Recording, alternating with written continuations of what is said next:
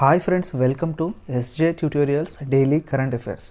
ప్రతిరోజులానే ఈరోజు కూడా న్యూస్ పేపర్స్లో వచ్చిన అంశాల నుండి మనకు కాంపిటేటివ్ ఎగ్జామ్స్కి అవసరం ఉన్న వాటిని తీసుకొని వాటి ఎక్స్ప్లెనేషన్ తోటి మీ ముందుకు రావడం జరిగింది.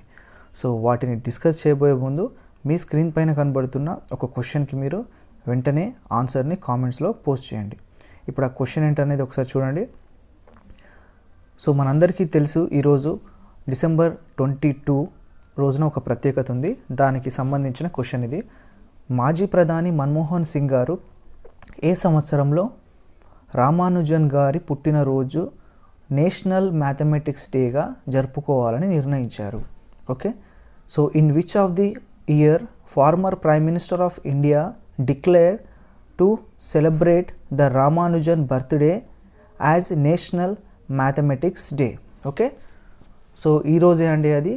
అయితే ఏ సంవత్సరం నుండి జరుపుకుంటున్నాం మన దేశంలో రామానుజన్ గారి బర్త్డేని నేషనల్ మ్యాథమెటిక్స్ డేగా అనేది ఇక్కడ మన క్వశ్చన్. దాని రైట్ ఆన్సర్ని కామెంట్స్లో పోస్ట్ చేయండి. సో ఓకే, ఇప్పుడు నెక్స్ట్ క్వశ్చన్ ఏంటి చూద్దాం మన ఆర్డర్లో. సో అండ్ బిఫోర్ దాట్, నిన్న మీకు నేను ఒక క్వశ్చన్ అడగడం జరిగింది ఆన్సర్ చేయమని. సో నీనా గుప్తా గారు రైట్ ఆన్సర్. సో చాలా ప్రతిష్టాత్మకమైన అవార్డు ఈమెకు రావడం జరిగింది. ఎందుకు? జెర్స్కీ క్యాన్సిలేషన్ ప్రాబ్లమ్కి సొల్యూషన్ కనిపెట్టినందుకు. ఇది ఆల్మోస్ట్ 70 years నుంచి సాల్వ్ కాని ప్రాబ్లం. ఈమె ఫేమస్ మ్యాథమెటిషియన్. సో ఈవిడ గురించి షార్ట్లో కొంచెం డీటెయిల్గా తెలుసుకుందాం. ఈవిడ కలకటాకి సంబంధించిన, అంటే బెంగాల్ వ్యక్తి, కలకటాకి సంబంధించిన వ్యక్తి. కలకటాలో ఉన్న ఇండియన్ స్టాటిస్టికల్ ఇన్స్టిట్యూట్ ఐఎస్ఐలో పిహెచ్డి చేసి ప్రజెంట్ అదే ఇన్స్టిట్యూట్లో ప్రొఫెసర్గా వర్క్ చేస్తున్నారు ఈమె. Okay, a professor? Mathematical professor. Okay, maths professor అని అర్థం చేసుకోవచ్చు సింపుల్గా. అండ్ ఈమెకు ఇప్పుడు వచ్చిన ఈ అవార్డు 2021లో ఏ అవార్డు అయితే వచ్చిందో, ప్రజెంట్ ఈ అవార్డు వచ్చింది కదా 2021లో, దీనికంటే ముందు కూడా 2019లో ఈవిడకు ఇంకొక అవార్డు వచ్చింది. అదేంటి అంటే సైన్స్ అండ్ టెక్నాలజీలో ఇచ్చే ఫేమస్ అవార్డు. ఆ అవార్డు పేరు ఏంటంటే శాంతి స్వరూప్ భట్నాగర్. ఓకే, శాంతి స్వరూప్ భట్నాగర్ అవార్డు ఈమెకు రావడం జరిగింది. శాంతి స్వరూప్ భట్నాగర్. ఇది సైన్స్ అండ్ టెక్నాలజీలో ఇస్తారు. అయితే మరి మ్యాథమెటిక్స్ సైన్స్ కాదు కదా అనుకోవద్దు. మ్యాథమెటికల్ సైన్స్ అనే సబ్జెక్ట్లో ఆ విభాగంలో, మ్యాథమెటికల్ సైన్స్ ఆ విభాగంలో ఈమెకు ఈ అవార్డు, ఏది శాంతి స్వరూప్ భట్నాగర్ అవార్డు 2019లో ఇవ్వడం జరిగింది. Okay, at the same time ఇంకా కొంచెం ప్రీవియస్ రికార్డు చూస్తే ఈమెకు 2014 సంవత్సరంలో Indian National Science Academy young scientist award ఇవ్వడం జరిగింది. ఎప్పుడు? 2014లో Indian National Science Academy young scientist. Okay, ఇలా ఈమెకు చాలా అవార్డ్స్ ఉన్నాయి ఇంకా. సో మ్యాథమెటిక్స్లో ఈమె అచీవ్ చేసిన వాటికి ఇవ్వడం జరిగింది.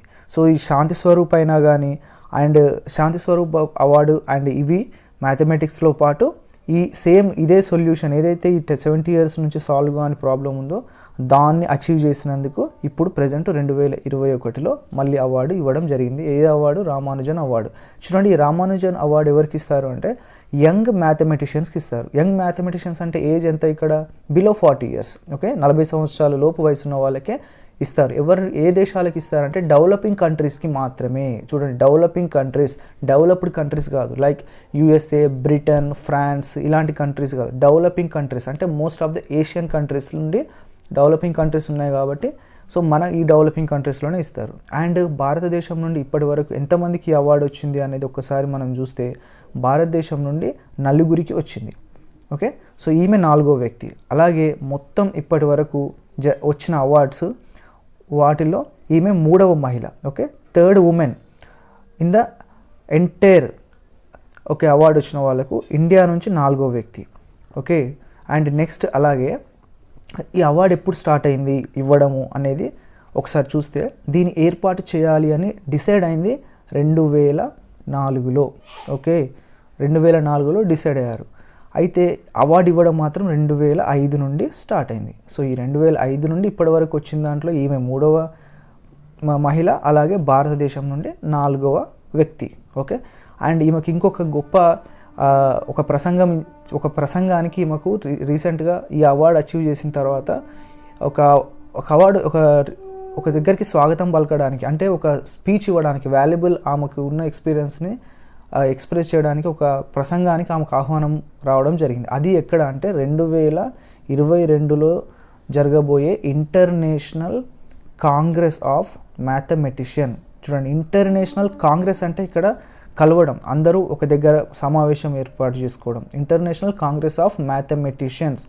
ఓకే, ఈ జరగబోయే ఈ సమ్మిట్లో, ఈ సమావేశంలో ఆమెకు ప్రసంగించడానికి ఆహ్వానం కూడా ఆల్రెడీ లభించింది. ఇది ఈమె గొప్పతనం. ఇది 100కి 99%, 100% ఏ బిట్ వస్తుందని మన ఎగ్జామ్లో చెప్పలేం, ఎందుకంటే చాలా ఉంటాయి కాబట్టి. కానీ 100కి 99.99% ఇలాంటి క్వశ్చన్స్ రావడానికి అవకాశం ఉంది. బేసికల్గా ఇది ఎడ్యుకేషన్ బ్యాక్గ్రౌండ్, అలాగే వార్తల్లో ఉన్న వ్యక్తి కాబట్టి మనం చాలా వరకు గుర్తుంచుకోండి ఏమో ఇన్ఫర్మేషన్. ఓకే, సో ఇప్పుడు మనం నెక్స్ట్ క్వశ్చన్కి వెళ్ళిపోదాం.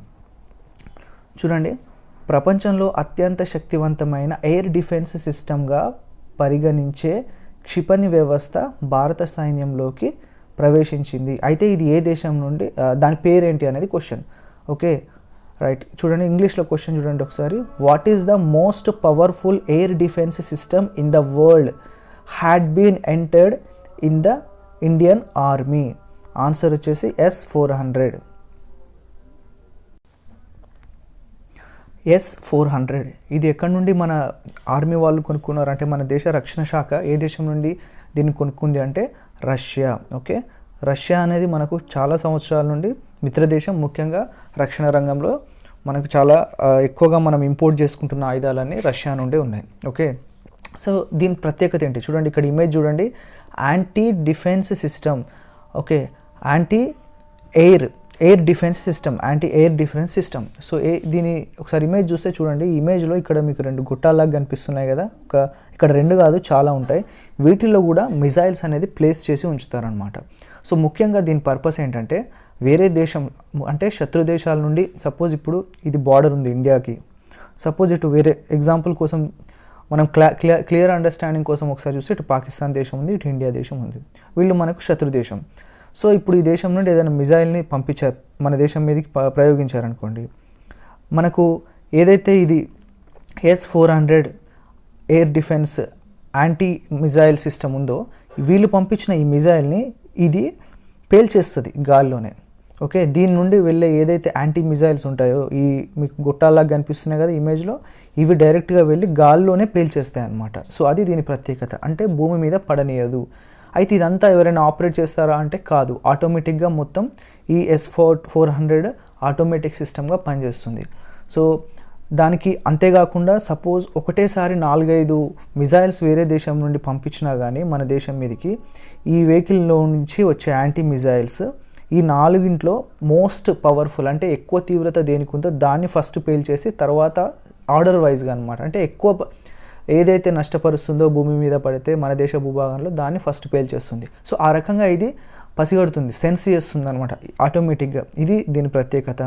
అండ్ కేవలం మిజైల్సే కాదు, ఏరోప్లేన్స్ కూడా కావచ్చు, వేరే దేశాల నుండి వచ్చే ఏరోప్లేన్స్ అంటే శత్రు దేశాలు బాంబుల్ని తీసుకొని అంటే వార్ హెడ్స్ని క్యారీ చేసుకుంటూ యుద్ధ విమానాలు వచ్చి కూడా ఒక్కోసారి బాంబులను వదిలే పరిస్థితులు ఉంటాయి. అలాంటి సందర్భాల్లో ఏరోప్లేన్స్ని కూడా పేల్చేస్తుంది.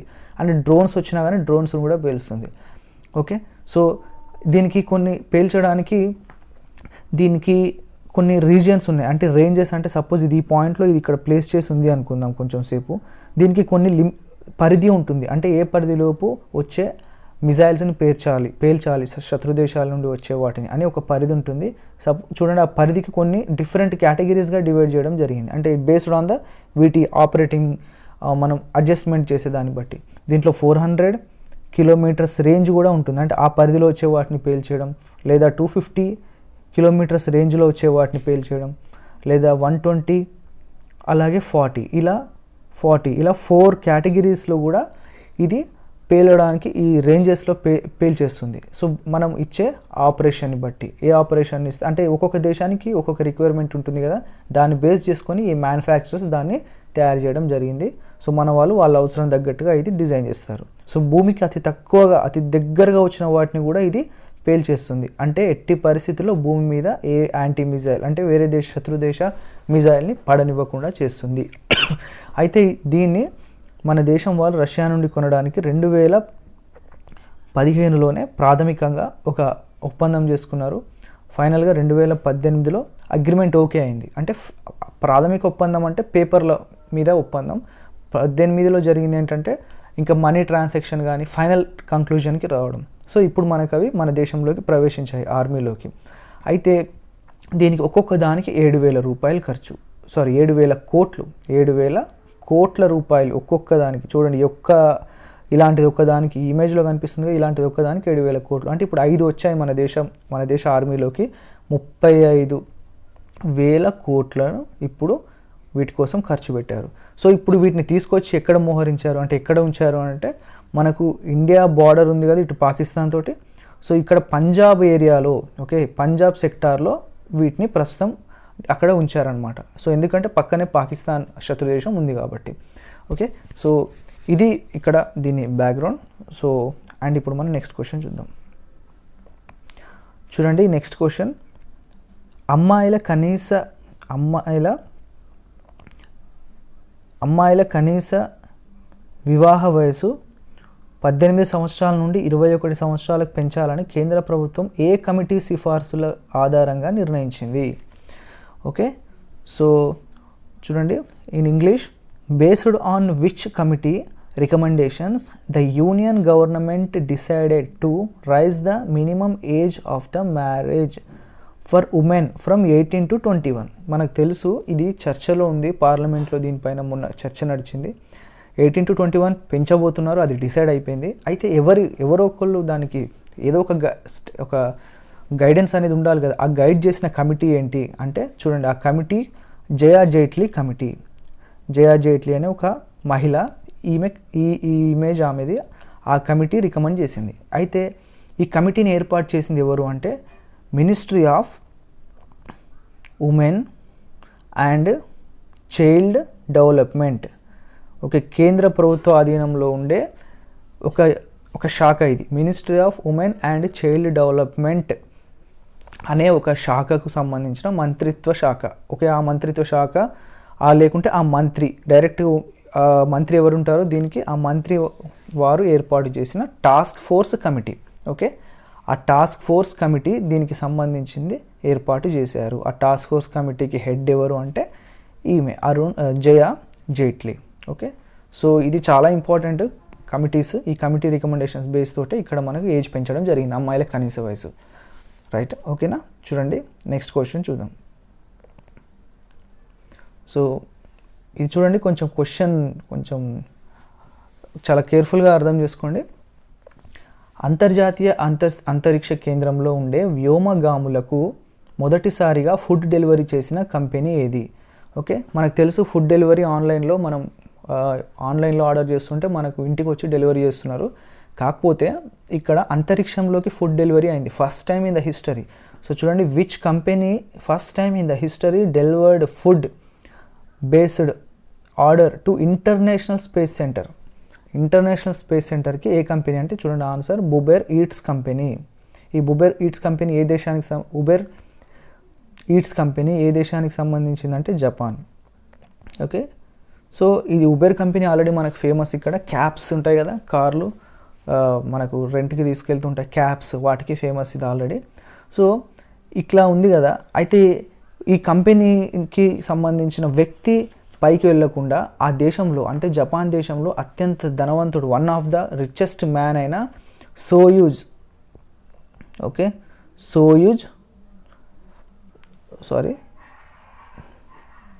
అతని పేరు వచ్చేసి యుసాకు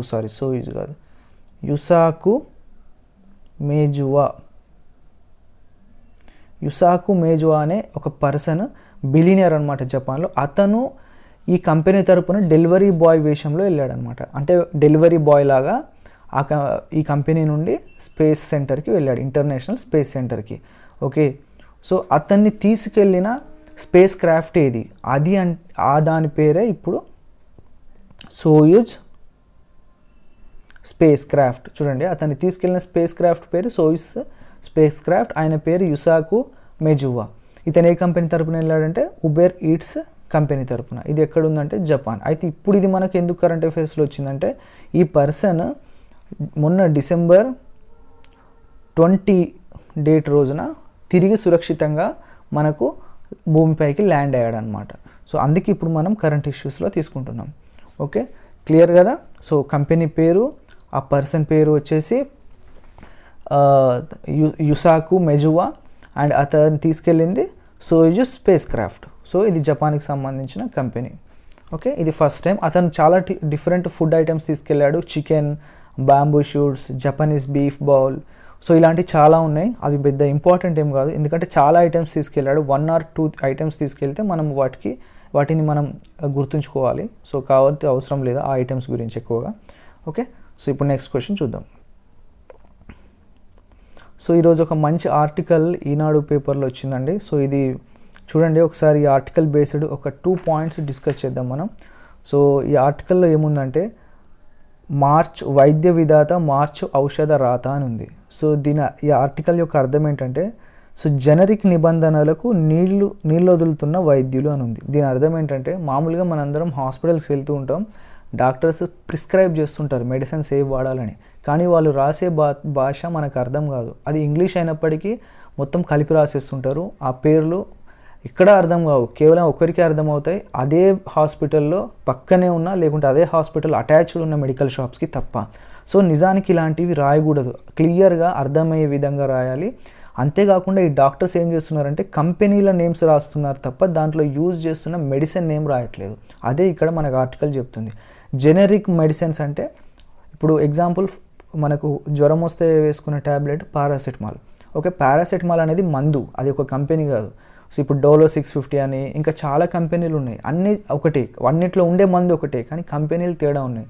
సో ఇలాంటి పారాసెటమాల్ని మనం ఎగ్జాంపుల్ తీసుకుంటే ఒక 4 రూపీస్కి లేకుంటే 10 రూపీస్కి కూడా షీట్ వస్తుంది. అంటే 10 ట్యాబ్లెట్స్ ఉండే ఒక కంపెనీ ఇస్తుంది. అలాగే 40 to 50 రూపీస్ ఉండే ఒక షీట్ కంపెనీ కూడా వేరుస్తుంది. అంటే సేమ్ 10 ట్యాబ్లెట్సే, కాకపోతే ఒక కంపెనీ 10 రూపీస్కి ఇస్తుంది, 6 రూపీస్ కూడా ఇచ్చే కంపెనీస్ ఉన్నాయి. 10 రూపీస్కి ఇస్తే ఇంకోటి 50 రూపీస్కి ఇస్తుంది. మందు ఒకటే అయినప్పటికీ కంపెనీ మారేసరికి ఈ వేరియేషన్ వస్తుంది. అయితే ఇప్పుడు Indian Medical Council of India, okay, Medical Council of India 2017లోనే ఒక ఇన్స్ట్రక్షన్ ఇచ్చింది ఇండియాలో ఉన్న డాక్టర్స్ అందరికీ. మీరు ఎప్పుడు కలిపి రైటింగ్ రాయకూడదు, క్లియర్గా దాంట్లో ఉండే మందు పేరు రాయండి ఏదైనా కానీ. దాన్నే జెనరిక్ మెడిసిన్ అని అంటారనమాట.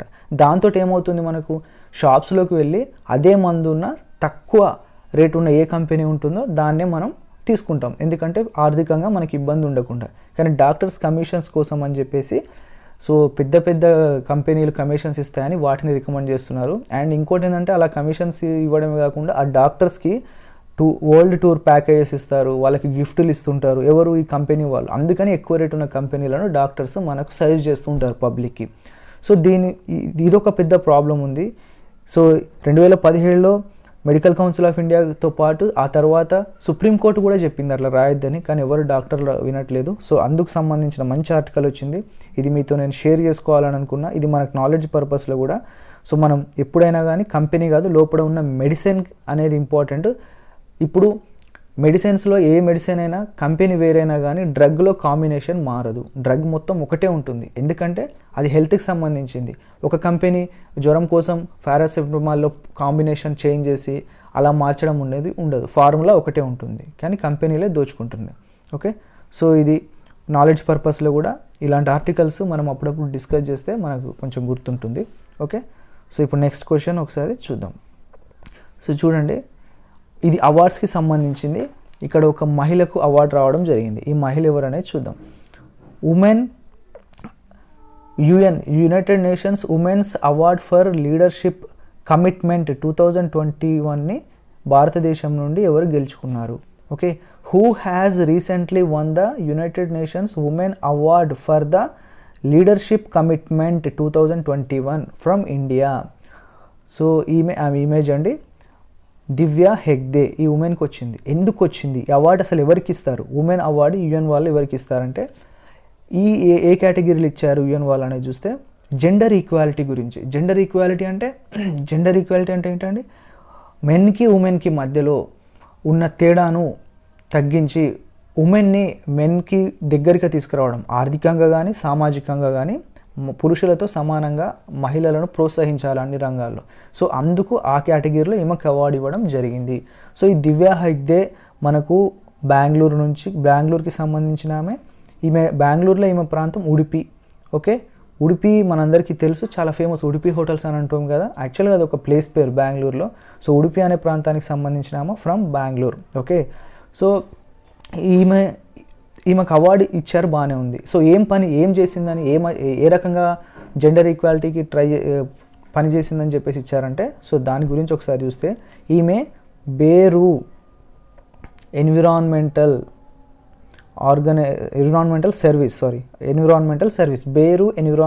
సర్వీస్ అనే ఒక ఆర్గనైజేషన్ని ఈమె ఎస్టాబ్లిష్ చేసింది.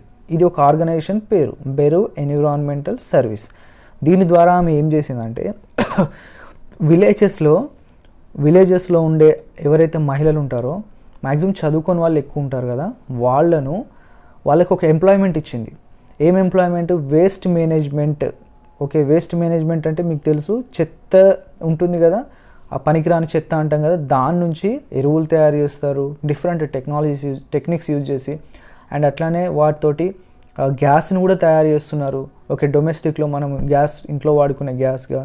ఓకే, సో అండ్ రోడ్స్ వేస్తున్నారు, డిఫరెంట్గా యూజ్ చేయొచ్చు వాటిని, అంటే వాటిని వేరే ప్రాసెస్లో మారుస్తున్నారు. సో ఈమె అలాంటి వేస్ట్ మేనేజ్మెంట్లో మహిళలు, విలేజ్లలో ఉన్న రూరల్ ఏరియాస్లో ఉన్న మహిళలకు ఎంప్లాయ్మెంట్ ఇచ్చి వాళ్ళకి ఆర్థికంగా తోడుగా వాళ్ళకి సహకారం చేసి వారిని జెండర్ ఈక్వాలిటీకి ముందుకు తీసుకెళ్లేందుకు ఆమె వంతు ప్రయత్నం చేస్తుంది. అందుకు ఈమెకు ఈ విధంగా ఈ అవార్డు రావడం జరిగింది. ఈమె పేరు దివ్యా హెగ్డే. Okay, right. చూడండి, నెక్స్ట్ క్వశ్చన్ చూద్దాం. సో పార్వో వైరస్ ఏ జంతువులలో అంటువ్యాధులకు కారణం అవుతుంది? ఓకే, సో చూడండి, ఆన్సర్ వచ్చేసి బిఫోర్ దట్ ఒకసారి క్వశ్చన్ ఇంగ్లీష్లో చూడండి. In which of the animal parvo virus is cause for contagious viral diseases. అంటువ్యాధులకు కారణం ఏ జంతువులు అవుతుందంటే డాగ్స్, కుక్కలు, లేకుంటే కుక్క పిల్లలు, పప్పీస్ అంటే. సో ఇది ఒక వైరస్. అంటువ్యాధి అంటే మనకు తెలుసు, ఇప్పుడు కరోనాతో చాలా మనకు నాలెడ్జ్ వచ్చింది. అంటువ్యాధి అంటే ఇప్పుడు ఈ కుక్కలకు కూడా అదే రకంగా, ఇప్పుడు కుక్కలకు ఒక కుక్క తిన్న ఫుడ్ని ఒక కుక్క ఎంగిల్ చేసి తిన్నా, ఓకే, లేకపోతే సేమ్ కుక్క తుమ్మినా కానీ, ఇక అంటువ్యాధి అంటే మనకు తెలుసు, మలమూత్రం నుండి కూడా, మూత్రం విసర్జించింది అనుకోండి, ఆ మూత్రంలో కూడా వైరస్ ఉంటుంది, దానికి దగ్గరలో ఇంకో కుక్క వెళ్తే దానికి అందడం. సో ఈ రకంగా డిఫరెంట్ రీజన్స్ తోటి ఒక కుక్క నుండి ఇంకో కుక్కకి స్ప్రెడ్ అవుతాయి. అయితే ఇది ఎక్కడ జరిగింది, కరెంట్ ఇష్యూస్లో ఎందుకు తీసుకుంటున్నాం అంటే, అమరావతి అని ఒక ప్రాంతం ఉంది, ఎక్కడ, మహారాష్ట్రలో ఉంది. అక్కడ ఇలాంటి కేసులు ఇప్పుడు రిజిస్టర్ అయ్యాయి అన్నమాట. అయితే ఈ వైరస్ ఏం కొత్త కాదు, ఇది చాలా పాత వైరసే. అయితే తరచూ కుక్కలను పెంచుకునే వాళ్ళు వ్యాక్సిన్లు వేస్తూ ఉంటారు. డ్యూరేషన్ 6 months ఒకసారి, 3 months, లేకుంటే 1 yearకి. వాటికి కూడా ఒక ప్రాసెస్ ఉంటుంది. ఆ వ్యాక్సిన్ వేసినప్పుడు ఆ వైరస్లు ఏవి ఇన్ఫెక్ట్ కావు. కానీ ఈ మధ్యలో కరోనా వైరస్ మనకు పాండమిక్ వచ్చినప్పుడు ఆ లాస్ట్ 1.5 yearలో చాలామంది ఇలాంటి వ్యాక్సిన్లు టైంకి కుక్కలకు ఇవ్వకపోవడం వల్ల సో ఈ వైరస్ మళ్ళీ విజృంభించి వాటికి ఇప్పుడు తాకింది అని చెప్పేసి ఇప్పుడు ఒక చిన్న వాళ్ళు అంచనా వేస్తున్నారు. అండ్ వీటికి కూడా కేవలం సేమ్ మనకు మనుషులకైతే ఎలాంటి సిమ్టమ్స్ ఉంటాయో, ఏదైనా జ్వరం వస్తే అలాంటి సిమ్టమ్సే ఉంటాయి. ముఖ్యంగా వీటికి కూడా వామిటింగ్స్ అవుతాయి, నీరసంగా అయిపోతాయి, వీక్ అయిపోతాయి. ఓకే, సో ఇలాంటి లక్షణాలు దాంట్లో కనిపిస్తుంటాయి. చూడండి, ఇది మనం సైన్స్ బ్యాక్గ్రౌండ్లో క్వశ్చన్ గుర్తుపెట్టుకోవాలి. పార్వో వైరస్ ఇది దేనికి సంబంధించింది అంటే కుక్క పిల్లలు. రైట్, నెక్స్ట్ క్వశ్చన్ చూడండి. జాతీయ సీనియర్ బిలియర్డ్ ఛాంపియన్షిప్ ఓకే 11వసారి గెలుపొందిన వ్యక్తి ఎవరు? Okay, who won the national senior billiards championship 11th time in India. So 11వసారి ఎవరు గెలిచారంటే మీకు ఈ ఇమేజ్ చూస్తుంటారు. ఈ ఆన్సర్ వచ్చేసి పంకజ్ అద్వానీ, ఇమేజ్ ఆయనదే. సో ఈయన చాలా పాపులర్ ప్లేయర్ అండి. బిలియర్డ్స్ అనే ఒక గేమ్ ఉంటుంది తెలుసు కదా, క్యారమ్ బోర్డ్ టైప్లో చాలా పెద్దగా ఉంటుంది, హోల్స్ ఉంటాయి, 6 holes, బాల్స్ ఉంటాయి, వాటిలో షూట్ చేస్తుంటారు. ఓకే, పెద్ద స్టిక్ తోటి. సో అదంతా పక్కకు పెడితే ఈయనకు చాలా ఫేమస్. ఈ టోర్నమెంట్ ఎక్కడ జరిగింది, ఛాంపియన్షిప్కి దీనికి సంబంధించిన టోర్నమెంట్ అనేది చూస్తే భోపాల్లో జరిగింది. ఓకే, భోపాల్లో జరిగింది. అయితే ఇతనికి స్పాన్సర్షిప్, ఇది టోర్నమెంట్లో ఈయనకి స్పాన్సర్ చేసిన ఒక కంపెనీ ఉంది. ఆ కంపెనీ వచ్చేసి petroleum sport promotion board. Okay, petroleum sport promotion board, ఇది ఆయనకు స్పాన్సర్ చేసిన కంపెనీ. అండ్ ఇతనికి ఈ రకంగా పంకజ్ అద్వానీకి మొత్తం ఆయన జీవితంలో ఇప్పటివరకు 68 టైటిల్స్ వచ్చాయి, అన్నీ కలిపి తన జీవితంలో. ఈ 68లో వరల్డ్ టైటిల్స్, ప్రపంచ టోర్నమెంట్స్లో ఆయనకు వచ్చిన టైటిల్స్ వరల్డ్లో 23. ఏషియన్ లెవెల్లో, ఆసియా ఖండంలో జరిగిన టోర్నమెంట్స్లో ఆయన ఇప్పటికీ 10 గెలిచాడు. ఇక జాతీయ టైటిల్స్ అంటే నేషనల్ టైటిల్స్ వచ్చేసి 35, మొత్తం కలిపి 68. అయితే ఈ 35లో సీనియర్ బిలియర్డ్స్ అనేటివి 11, మిగతాయి దానికి ముందు ఆయన సీనియర్ కావడానికి ముందు జూనియర్ కావచ్చు అలాంటివి. ఓకే, సో మొత్తం మీద ఇది నా బ్యాక్గ్రౌండ్ పంకజ్ అద్వానీ. సో ఇదండి ఈరోజు కరెంట్ అఫైర్స్లో ఉన్న ఇష్యూస్ గురించి మనం డిస్కస్ చేయడం జరిగింది. సో ఐ హోప్ మీకు ఇవన్నీ కాంపిటేటివ్ ఎగ్జామ్కి హెల్ప్ అవుతున్నాయి అనుకుంటున్నా. సో మీరేమైనా మాకు ఫీడ్బ్యాక్ ఇవ్వాలనుకున్నా, మాకేమైనా సజెషన్స్ చేయాలనుకున్నా కామెంట్స్లో మీరు చేయొచ్చు. And thanks for watching this entire video and all the best.